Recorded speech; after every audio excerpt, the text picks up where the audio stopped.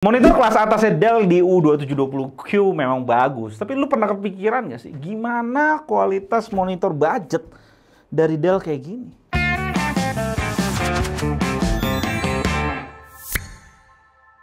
Brand Dell jago di monitor, terutama di segmen productivity-nya. Ya kalau di gaming sih ya agak sunyi ya, suaranya nggak kedengeran sama sekali. Dan pas channel ini baru mulai, semua komen yang masuk ke kita selalu monitor untuk editing pasti condong banget ke brand Dell. Makanya kesini gue review banyak monitor kan. Sebenarnya hal yang tadi itu nggak sepenuhnya bener loh. Memang Dell U2720Q itu monitor yang nggak main-main kualitasnya. Dan penjualannya juga gila kalau kita lihat di China mainland sana. Monitor itu rank 3 secara sales dari semua monitor. Semua monitor ya, kadang-kadang ranking 4, kadang-kadang nggak jauh-jauh lah dari situ. Dan udah punya review sampai 20.000 lebih. Hitung aja sendiri berapa monitor yang terjual tuh. Tipe itu doang di sana. Dan juga sebelumnya kita tes pakai data color, memang bagus banget tuh panelnya 2720Q itu. Kita masih tes ulang juga sih nanti pakai Kalman. Pertanyaan besarnya gini, apakah Dell benar-benar treatment dengan baik semua monitornya kayak 2720Q itu? Karena hari ini kita mau review monitor segmen budgetnya Dell di P2422H. Sebenarnya kalau dibilang budget sih nggak juga, karena kalau dibanding brand lain di pasar sebenarnya ini adalah monitor termahal untuk segmen entry level 24 inch IPS panel. Harganya di 3 jutaan lebih dikit, mahal banget sih. Kalian bisa lihat dari list itu saingannya semua di bawah harga Dell ini. Bahkan harga Dell ini udah memepetin harga ViewSonic VG2455 yang udah kasih USB-C loh. Di situ sebenarnya udah beda kasta ya, tapi Dell bisa mepetin itu. Gue sih jujur aja cukup bingung untuk nempatin monitor ini di posisi di mana, karena value yang dikasih sama Dell ini bukan major value kayak panelnya terbaik atau akurasi warnanya terakurat, enggak itu, tapi lebih ke arah minor value gitu ya. Kayak dia udah kasih kita full ergo stand, kayak tilt, head adjustment, vertikal 2 arah, yang semuanya kualitasnya mulus. Dan yang kedua, adanya USB hub di monitornya. Keduanya itu hal minor yang bisa lu dapetin juga di pasaran secara terpisah. Ergo stand misalnya lu tinggal beli bracket, lu bisa dapetin full ergo stand. Dan USB hub banyak banget di pasaran, lu tinggal pilih aja sesuai budget dan kebutuhan lu. Tapi memang gua harus akui ada satu hal yang selalu dijaga sama Dell. Build quality-nya ya memang Dell punya standar tersendiri. Semua bahan yang dipakai kerasa premium kalau kita bandingin sama monitor sekelasnya di pasaran. Stand dan kakinya warna silver yang padat, kualitasnya keren. Dan karena itu ya ergo stand-nya sangat mulus dimainin seperti yang tadi gue bilang. Desainnya juga selalu clean dan cakep dilihatnya. Panel bit depth-nya cuma 6 bits plus FRC. Ini jelas segmen entry level banget. Dan Dell sama sekali nggak ada bahas apapun tentang warnanya di panel ini.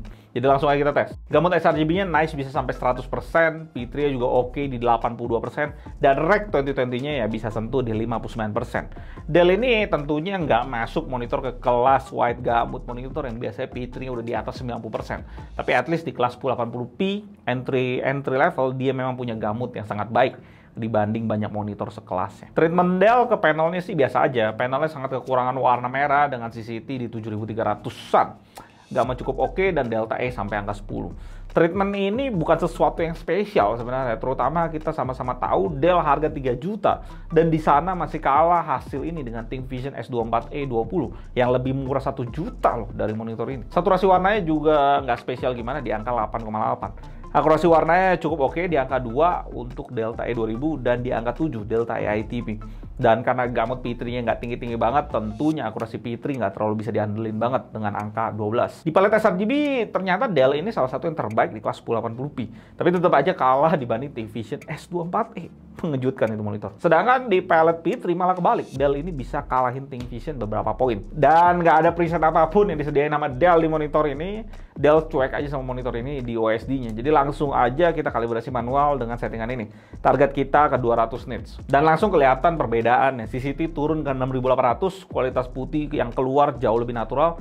Dengan Delta E turun jadi lebih akurat di angka 6. Saturasi warna juga lebih akurat di angka 6 dan akurasi warnanya jadi jauh lebih akurat dengan angka 5 di Delta E ITP. Bahkan Delta E 2000 udah sentuh di angka 1 yang sangat akurat.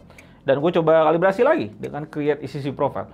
Akurasi putih langsung dibikin perfect, saturasi warna sedikit aja lebih baik. Sedangkan di akurasi warnanya nggak terlalu beda jauh gimana ya sebenarnya dibanding settingan yang tadi gue kasih ya.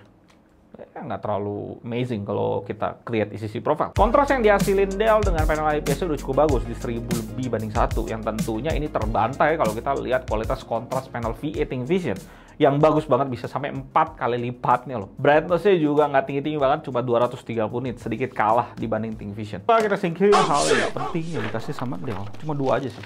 Kelengkapan lainnya, Dell ada kasih kabel power, USB hub, dan DisplayPort. Di harganya yang 3 juta dengan garansi Dell 3 tahun full, sebenarnya gue nggak bisa komplain gimana, karena bahkan di China harganya tuh jauh lebih mahal, hampir 3,9 juta di sana. Di Indonesia udah murah banget. Cuma secara harga kembali lagi gue nggak bisa bela juga gimana-gimana, karena di 3 juta udah masuk ke kelas monitor gaming 1440 Hz IPS yang panelnya tuh bagus-bagus, atau monitor-monitor 2K gitu 75 Hz yang udah beda kastanya. Belum lagi nih kualitas panelnya Dell ini mepet dengan ThinkVision yang secara harga tuh lebih murah 1 juta. Jelas value ke Dell ini P2422H ini lebih ke arah tampak luarnya dibanding kualitas di dalamnya. Sorry Dell, lu keren tapi harga lu cukup nggak masuk akal. Gue Eldon dari GTD, sampai jumpa dan tak.